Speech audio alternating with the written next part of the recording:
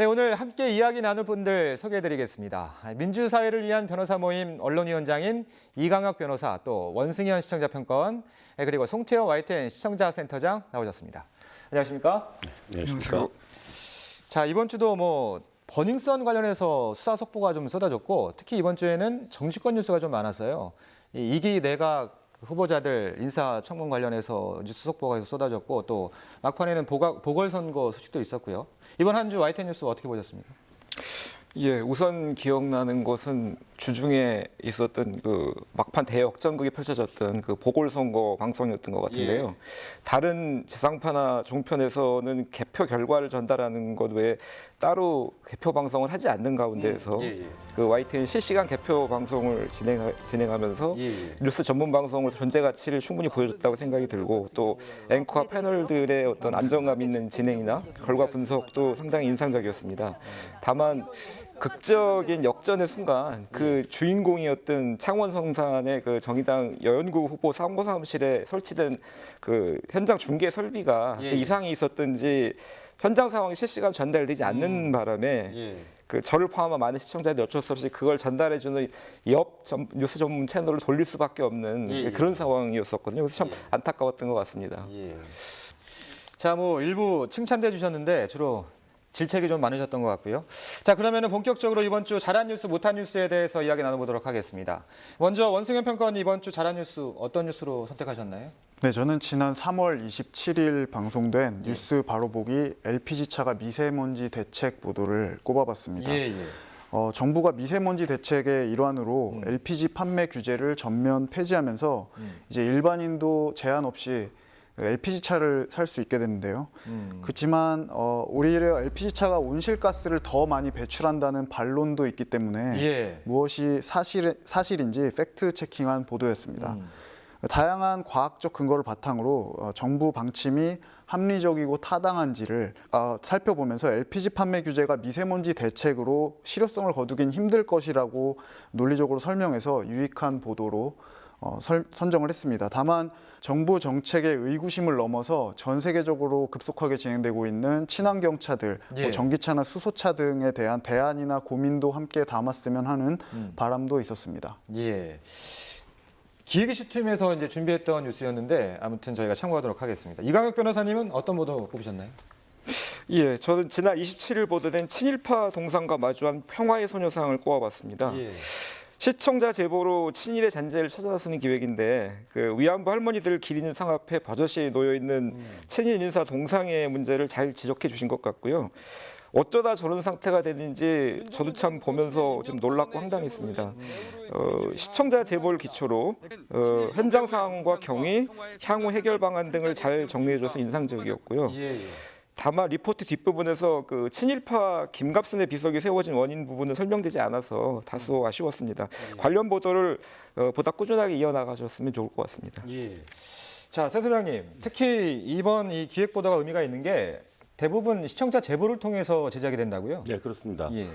그 이제 해방 이후에 한 번도 제대로 조사된 적이 없는 이제 친일의 잔재물이나 또 일제 강점기 어두운 역사를 제대로 이제 기록할 수 있는 그런 그 노력으로 이제 만드는 건데요. 저희 그 데이터 저널리즘 팀이 이제 이걸 하고 있습니다. 그 특히 이제 데이터 저널리즘 팀은 3.1운동 100주년을 맞아서 시민들과 집단 협업 방식으로 잊혀진 독립 유공자 묘소 찾기와 숨긴 친일 잔재물 찾기 프로젝트를 진행을 하고 있는데요.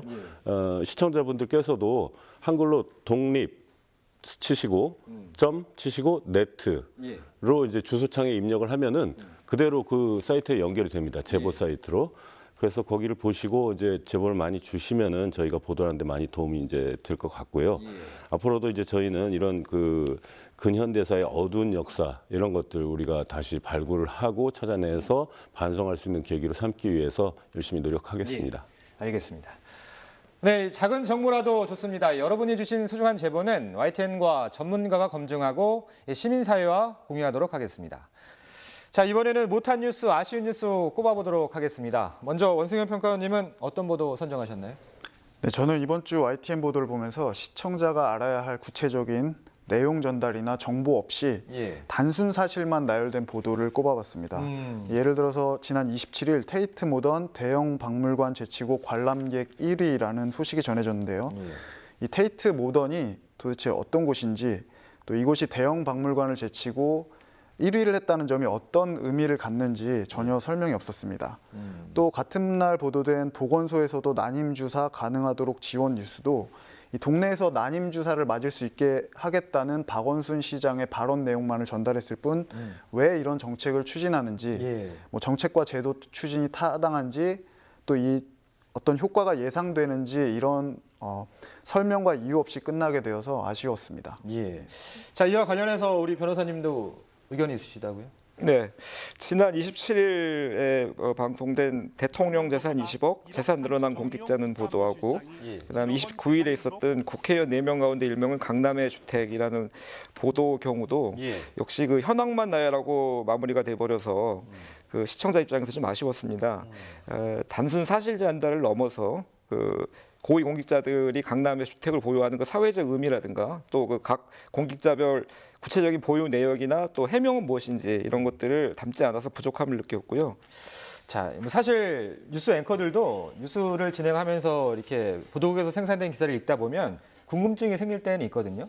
이런 부분은 왜 기사에 안 담겨 있을까? 그런데 사실 또 취재 보도하는 입장에서는 모든 아이템들에 대해서 심층 취재를 할 수 없기 때문에 선택과 집중이 필요할 텐데 센터장님 어떻게 생각하십니까? 먼저 원수연 평가원 말씀하신 부분은 사실 기사 작성할 때 항상 고민하는 부분입니다. 어디까지 사실을 담아야 이게 기사로 나갈 수가 있을까? 너무 길면 또 안 나가지 않습니까?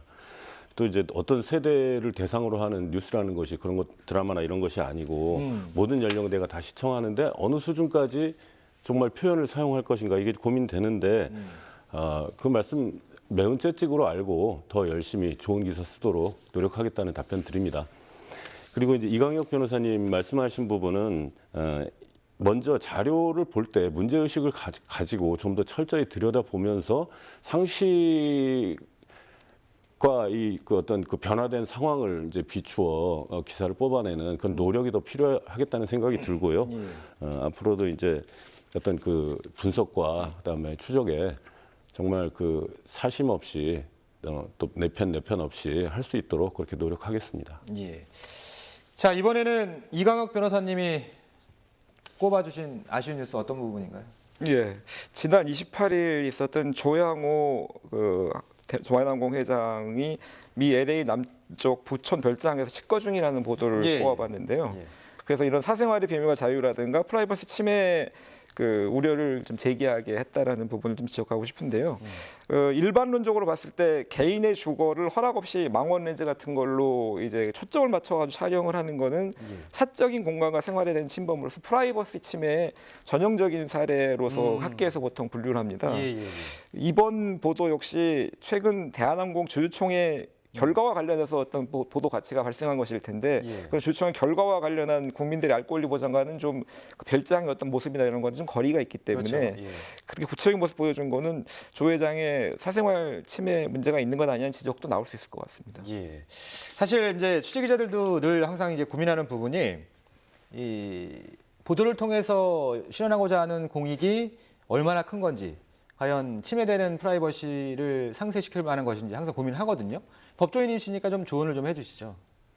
어떤 그런 일반적인 그 논의 사고의 틀을 적용해서 봤을 때 이번 조양호 회장 치과 보도의 경우에 공공의 이익 내지 관심사가 되는 보도 주제는 주주총회 이후에 회사 경영 관여 여부 등에 관해서 조 회장의 입장이라든가 동향은 무엇인가라고 봐야 될 텐데요. 조 회장이 거주 중인 그 주택의 구체적인 모습을 보여준 것은 이런 보도 주제하고는 관련성이 떨어지고 혹시라도 재벌이 머무르는 해외 별장의 모습은 어떤 건가 하는 대중의 어떤 단순한 그 엿보기식 호기심에 영합한 게 아니냐는 비판이 나올 수가 있습니다. 따라서 공공의 이익을 위해 합당한 표현 내용이 아니기 때문에 손해배상 책임을 져야 한다거나 뭐 내지는 최소한 방송심의 규정상의 사생활 보호 규정 위반이라는 그런 지적이 나올 수도 있다라고 봅니다.